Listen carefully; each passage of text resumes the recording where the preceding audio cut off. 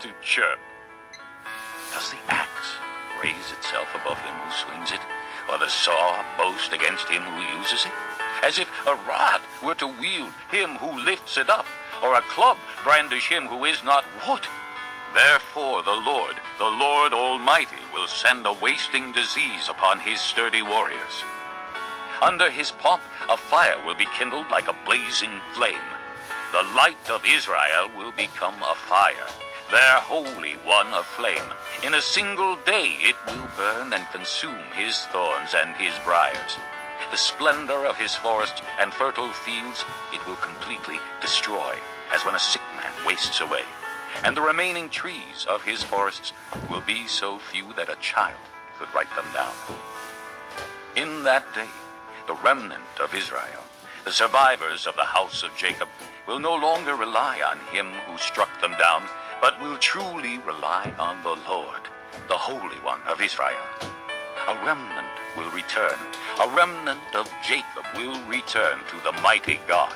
Though your people, O Israel, be like the sand by the sea, only a remnant will return. Destruction has been decreed, overwhelming and righteous.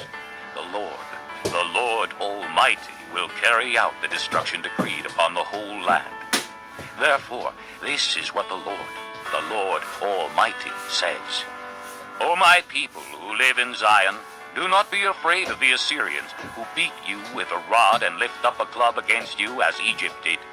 Very soon my anger against you will end, and my wrath will be directed to their destruction. The Lord Almighty will lash them with a whip, as when he struck down Midian at the rock of Oreb, and he will raise his staff over the waters as he did in Egypt. In that day their burden will be lifted from your shoulders, their yoke from your neck. The yoke will be broken because you have grown so fat. They enter Aya. They pass through Migron. They store supplies at Michmash. They go over the pass and say, we will camp overnight at Geba. Ramah trembles. Gibeah of Saul flees. Cry out, O daughter of Galim. Listen, O Laisha. Poor Anathoth. Madmannah is in flight. The people of Gedem take cover. This day they will halt at Nob. They will shake their fist at the mount of the daughter of Zion, at the hill of Jerusalem.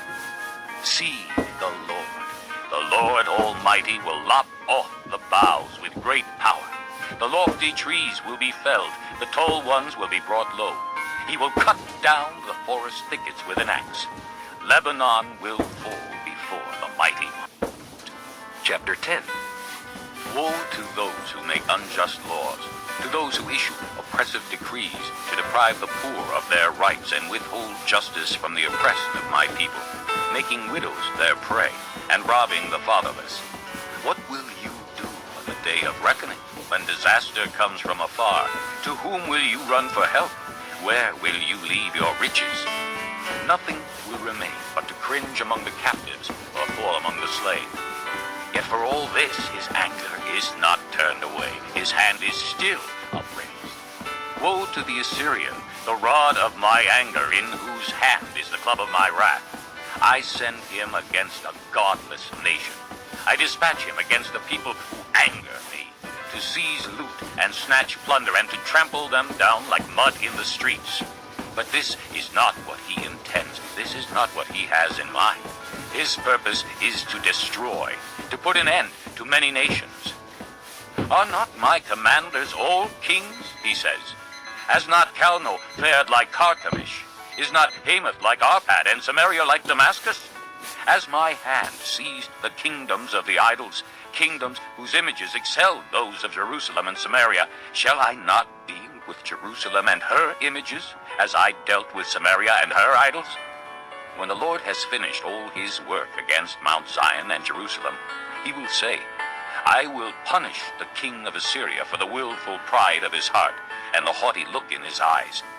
For he says, by the strength of my hand I have done this, and by my wisdom, because I have understanding. I removed the boundaries of nations. I plundered their treasures. Like a mighty one I subdued their kings.